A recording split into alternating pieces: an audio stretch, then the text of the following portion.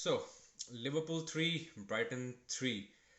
To be honest, I did not see us, coming back and even leading after Brighton scored the first two goals.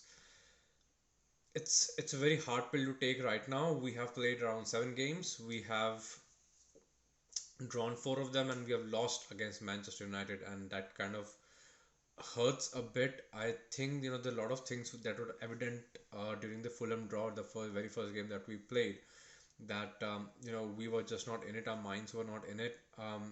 However, there's a problem that Liverpool faces today, and this is way beyond what we expected. Obviously, after such a successful season, that we were literally challenging for the quadruple, and here we are today without you know without Sadio Mane, without a lot of players who were injured, but they are coming back. But unfortunately, I don't see any kind of impact that they have made in this squad already, because Jurgen Klopp, who's been known his games plays being known for high pressing, and that's completely missing from this team. We are not able to do that. Obviously, it's not just about the signing new players. It's also about the existing players not making that effort. They are also aging. We have so many players who are 30 plus right now, and there is another one who's going to be 30 soon, and this is not helping our cause. This is not helping Liverpool the way forward. At best, I still think that we can be a title competing club, uh, probably because the Premier League, clubs like Manchester United, Arsenal, they are still you know they are still kind of working on. They are still in work in progress right now. So that kind of gives us a leverage to fight for the title. But then again, we'll always be second best if we do not improve. If we do not improve, especially in our midfield, especially in terms of quality in the squad, because it's just not for the long term. You cannot have these players for the next couple of years as well. Jordan Henderson, James Milner. I'm sorry, I don't want to single out each individual players. I absolutely love them, but the problem is that they are holding this team back, and by holding back, I mean in terms of their quality on the pitch, as well as their performances and their pressing. We are just not covering enough. We are not high pressing. We are not winning the second balls, and it's becoming highly very frustrating. In fact, all this nonsense of targeting Trent, that he cannot defend just because he was not selected in the England squad, made. Let me be very honest. What the fuck has England won in the past 20 years? Past 50 years? What the hell has England won as a country in football? Absolutely bullshit. There's nothing there, right? They haven't won a World Cup, and that's just it. They have had decent enough right backs, and they're literally ignoring the best right back out there. And it's not about how Trent cannot defend. He's far better than Reece James. He's far better than any right back in England ever has had, and he doesn't have to prove it to anyone. He is someone who's there on the opposition box. He's you know running down the right flank, and he's always up there. He's making those crosses. He's converting them as well, and it's not practically possible to at the same time to come back. And just like Jurgen Klopp said, that's Ebu and Van Dijk who are behind the ball, and it's their job to cover up for him. And that's fairly true, and that's some sort of support that also Gini Van Alden provided when he was there at the club. And so I just don't want to give in to that absolute rubbish agenda that these opposition players, and they are kind of having a ball out of it, that Trent cannot defend. Well, to be honest, Manchester United fans, you had AWB, and let's just say the comparison didn't even last a season. Reece James, I don't even have to comment. I mean, he's done fuck all, to be honest, for his club and country. So let's just calm down over there. And I just cannot hear any more names, to be very honest, from you guys. So let's just all pipe down, right? And just remember that who is the best right back right now, and that's Trent Alexander-Arnold. So you don't have any argument over there. So just shut the hell up, seriously. So you can keep up the agenda as you want. I mean, David De Gea, to be honest, your captain, Harry Maguire. These people have more bad performances in a week than Trent has in a season. So yeah, you better shut the hell up. And I'm so totally against this, because Loris Karius has one bad game in the Champions League and he gets bashed. His entire career is finished, and he was literally the best goalkeeper in that Champions League season. So it just really frustrated me. The agenda against these Liverpool players is so ridiculous that everything else is so completely ignored, right? I mean, we're talking about players like Lukaku, Pogba. I mean, these are literally Timo Werner, Kepa. 80 million goalkeeper on the bench, a complete flop. Are you fucking kidding me? There's absolutely no one even talking about it. Are you serious? And and all you are doing is you're talking about a Premier League winner, you're talking about a Champions League winner, you're talking about a Club World Cup winner. Not even Manchester City, after spending $1 billion, they don't have those two trophies yet. What the hell are you even on about? That guy has done that. That guy has achieved more in 20 years than Manchester City has done in 125 years. So what the hell are you even on about? And just leave Trent alone. Let him be. He's a quality player. He doesn't need to prove it to anyone, especially a bang average coach like Gareth Southgate.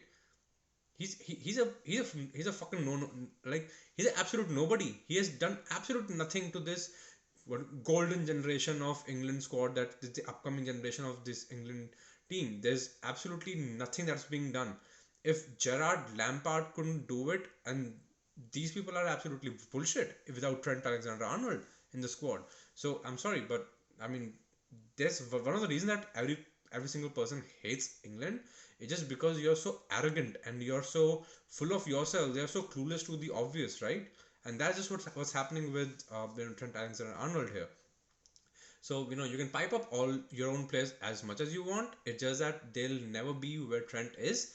They've not even achieved yet what Trent already has. So at 23, so just pipe down. So yeah, that was about Trent. So I hope I'm being very clear, and it's something that I've made myself very clear on this, where Trent Alexander is when the rest of the Premier League or even the Europe is. So let's not even get into discussion anymore. Number two, obviously, Allison is taking us.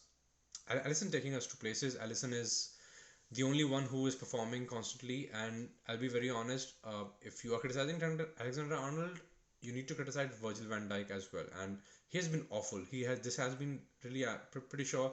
I've seen him in Southampton as well. He has made mistakes, yes, but this is by far his worst season in the past half a decade at least, right? And I don't know what the hell is up with that guy. I don't know why he doesn't press. I have no idea, absolutely no idea why is he not being very aggressive when he's defending. He's supposed to be a quality defender. He's supposed to be a leader. He's just not doing that. All he does is shouts as his teammates. He's trying to tell people to take their positions, blah blah blah. He's not moving himself. That's something that I don't like at all. I do not like him going in the corner defending and leaving the center defense just for a cross to come in and some random guy heading it in. So I don't think that what he's doing out of position at times. I don't know, what is he overconfident or he has lost his confidence. I have absolutely no idea what's going on with Virgil van Dijk right now, and he needs to get his shit together, to be very honest, because I think it's his arrogance that has taken him to this level right now. And he needs to be himself again. He needs to prove himself again, because until unless you have that push in you that you want to prove it to your fans, to your club, to your manager, you know you're not doing yourself any favor. So Virgil van Dijk, boss, you have to come back. You have to show it to every single one that why you are considered as the best defender in the world. And irrespective of whatever the critics say, you have to prove it on the pitch. There's nothing that you can do. You cannot show your trophies that I've won the Premier League or the Champions League. It's about what you do on the pitch, and this is where Liverpool needs you the most right now. So I hope I hope, man, that you get your shit sorted, to be honest, because it's very irritating right now. Mo Salah is like is all alone up front. Darwin Nunes, I have no idea why buy, you spend around 90 million, and you get that man out on the pitch on 89th minute. I have absolutely no idea, like because again in Uruguay, he scored a goal, and he was subbed off as well, so he got that bit of rest that he needed. I'm not sure if we are saving him for the Rangers game or for the City game, but that's still in the future, in the near future. That's, we still have time for that. So I have no idea, what's going on. It's like Shaqiri all over again. You have a quality player on the bench, you're just not utilizing him in front. Bobby Firmino, amazing, absolutely love that guy, and he has proved time and again this season that he is a valuable member of the squad, which I'm very very happy about. Simicas, I don't have anything here because I do believe that he has talent, maybe one off game, and that's perfectly fine. He's a good lad. I'm sure. And Robbo also was not having a good season, so I would have preferred Simicas over Robbo, even if Robbo was he was okay, because the guy deserves a chance and he has been quality. Substitutions, James Miller. I'm not sure. I don't know why. Uh, you know the sub that just changed everything, right? Didn't it? I like James Milner. I love James Milner, but at the end of the day, he doesn't bring that ball quality anymore, unfortunately. So it's like, you're just talking about getting another body um, in the pitch. It's just that I'm glad that he was, put up as a left back instead of a midfielder, which was quite okay. But then again, you're also bringing Harvey Elliott, and you're putting too much pressure on the 19-year-old to do stuff for you, which your experienced players are not able to do. Jordan Henderson, he needs to improve his game by a mile. He needs to regain his confidence. He needs to regain, um, you know, his period back. I think that's something that I could say for the entire squad right now. Luis Diaz, my God, he came in last year as a sub in every single game, and my God, he thrashed the opposition, right? And he has been very good this year as well. But somehow it just feels like he has been found out, probably because we are literally playing the same way we have been playing for the past 4 years. It's even if we have players like Elliot, Luis Diaz, Fabio, and Darwin Nunes, and right now, but even if we have those four different quality players, if you're playing the same level, it doesn't make much of a difference to the opposition and the game plan. So I think what need Klopp needs to do right now is stop being rigid, stop being over relying on what has been working, and he needs to experiment a bit and change a thing here too. And that's something that he has done in the past. He has changed the formation right in the middle, and things have worked out. So I just think that that's something that we need to do right now, because I hope Klopp is not running out of ideas. I hope he has the resources. I hope he gets more resources. But then again, that's again a hope, because we all know how FSG runs things. And oh man, you know, one of the reasons that we won the Premier League after 30 years is simply because we as a fan base, or we as a club, have never matched a club like Manchester United, Real Madrid, or Barcelona, because even in their prime they always strive for more, and we seem to be satisfied with what we have. We are still singing about chants about Istanbul, the guys that happened in 2005, and I'm proud of that moment, no doubt about it. Don't get me wrong, but you need to move on. You need to create more moments. You need to create more Istanbul. You need to create nice like Istanbul even more.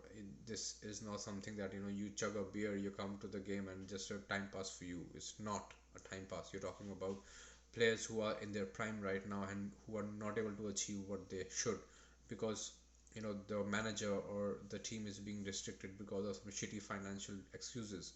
And that's something that, look, if you love Liverpool as a club, if you want Liverpool to succeed, you need to compete with what your competitor is doing, and that's what we have lacked before.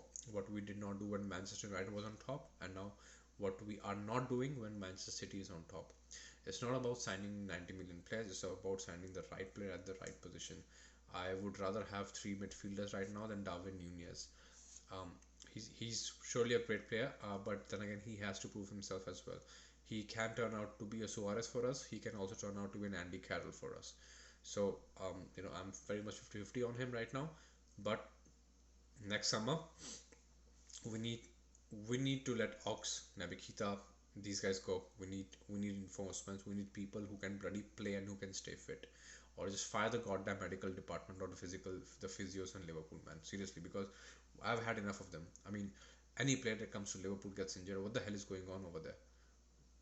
There's seriously something wrong. Obviously, we are not, in the mix right now, and we cannot, take a call, whatever is it. But it's not something that is a rocket science. It's not something that cannot be solved. There is obviously some serious issues going on here, probably with the medical team, probably with the recruitment team, or whatever it is. We need to get it sorted before it starts hurting us, and before we go from a title challenging team to a top six club, because Arsenal, Tottenham, and Manchester United are catching up now. They have been they have been asleep for 3 4 seasons, but now they are catching up, and this is going to be very very brutal because City seem to be running away with the Premier League title at least every single season, and this is not good. This is not good news for football. This is not good news for the Premier League because we are always second best. We lose the league by 1 point twice. We have lost the league by 1 point twice. It's not a good sight. I mean, imagine you have done all that preparation for a year. You have put your blood, sweat, and tears in, and you just miss out by a point for XYZ reasons, right? And it's very very hard on the players. You have to understand that as a human, it's very very hard on them. It kind of takes your confidence away that no matter how much I try, you're just not able to get over the line here, and that kind of that kind of creates a very bad psychological impact, and the players would want to go out. I mean, I don't blame them if they want to go to Man City or Madrid or even Bayern Munich, to be honest, because they want to win things because they put in that kind of effort. And if our management and if our fans do not have that ambition, why would someone come to Liverpool Football Club anyway? I mean, we'll be back to where we were. We would have been a stepping stone for Barcelona's and the Madrids, and that's something that we don't want. We don't want the past to be repeating itself. And yeah, that's about it. I mean, obviously, we're still shook from the Champions League final defeat, and it's not been that long that it has happened. But we need to shake it off and move on, because and we need to be led by these called defenders. Ibu is coming back, Matip is back, Virgil van Dijk needs to step up. He needs to step up big time. I mean, God knows why people are all over Trent Alexander-Arnold, but for me, Virgil van Dijk is the main culprit. He is not managing his defense. He is the leader, and he is not being, giving his 100% over there. And I'm very, very disappointed in him, to be honest. I, I just think that he is something that needs to be, have to get a good talking to by the manager and the other players as well. And that's something that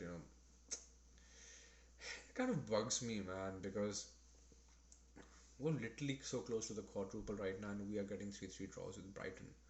We are getting 2-2 draws with Fulham. We're getting 0-0 against Crystal Palace, and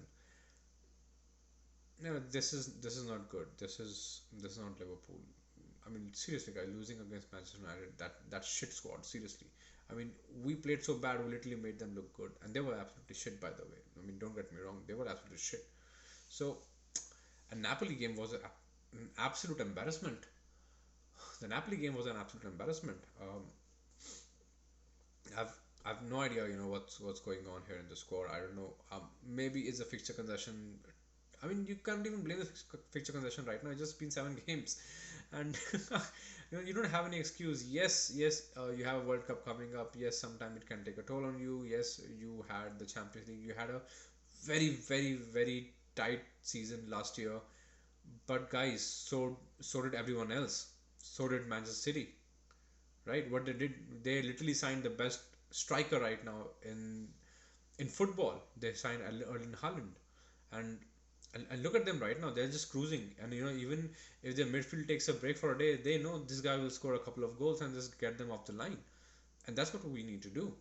We just, we're not, we obviously cannot replace all the players in one single window, but we can make incremental signings. We can sign a couple of players every single transfer window, and make room for more. And that's just how it takes. It has to be incremental, but we have to start somewhere. We have to make that change. We have to start somewhere.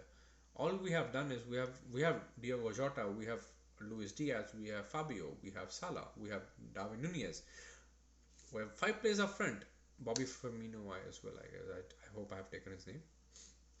Around five to six players up front. You can even put Harvey Elliott in the mix. And what about the midfield? Thiago, Fabinho, and what? Jordan Henderson, James Milner, Naby Keita, Ox. Three of them are constantly injured. Two of them, Henderson and Milner, they are not creative players. We're left with just Thiago and Fabinho. And Fabinho, we still don't have a replacement for Fabinho. And Thiago is half the time he's injured. And this is not a good sign, guys.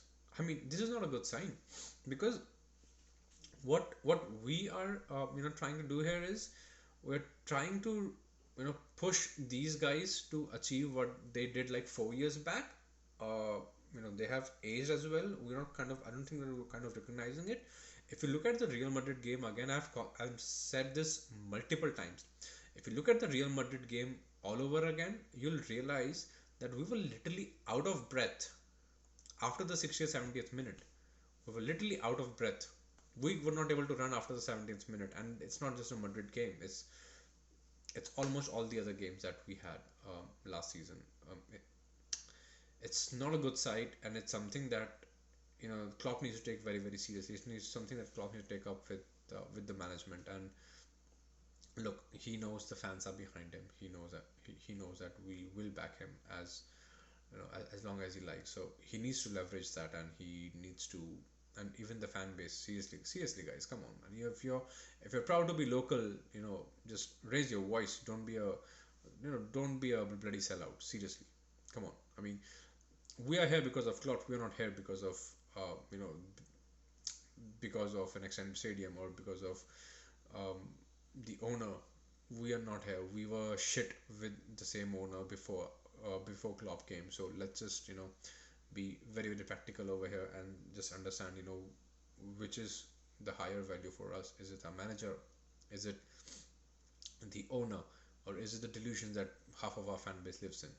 So it's your choice. If you are proud of being a Liverpool supporter, raise your voice. If you are proud of the badge that people the players wear and they fight for, you know speak up. Seriously, speak up, because you're at the end of the day, you're just hurting your own players. You're only hurting your own manager, because this whatever this shit is, it's just not working.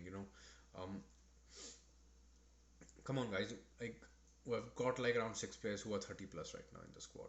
Like five to six players who are 30 plus right now. It's just not a good sight. It's not FIFA. I know it's not FIFA, and 30 plus is not a bad number, but it's reflecting in the performance on the ground. We're not able to match up with Fulham, Brighton, Newcastle, let alone Manchester City, Manchester United, or the Real Madrids. I mean, Real Madrid had Toni Kroos and Luka Modric, and we literally got outplayed by them. I mean, come on. Luka Modric literally can sprint better and faster than Jordan Henderson. Are you fucking kidding me right now? So screw it. Uh, get your act together, guys, and you know back the team obviously, but at the end of the day, also be vocal and be critical and be constructive. Criticism is important right now, not just absolute bullshit that Trent Alexander-Arnold cannot defend, blah blah blah. Let's just be honest, he has achieved more in this life than any of you combined, right? So yeah, put some respect to that guy's name, and don't run an agenda. Yes, if he makes a mistake, yes, thrash him, but don't just make it a like routine every single day that you're gonna make fun of certain player just because it kind of suits you, it kind of makes you look cool, or it kind of makes you you know it kind of gives you a ticket to the loser group, right? So let's kind of stay away from that conversation.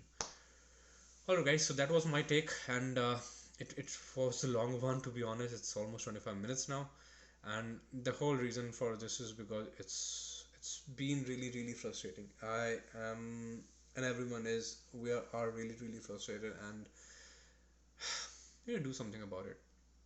We need to get our act together, otherwise we'll always be otherwise we'll be back to just being a top six club, and no one wants that. No one wants this team to do that because we absolutely love our players. They are amazing. They have done so much for us, and they are, they have so much of quality, right? So, all right, on we go. Hope next game is better. Hope we kind of have a bounce back from this game onwards for the rest of the season.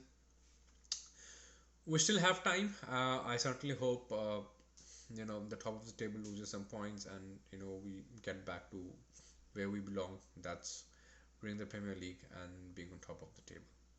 See you guys.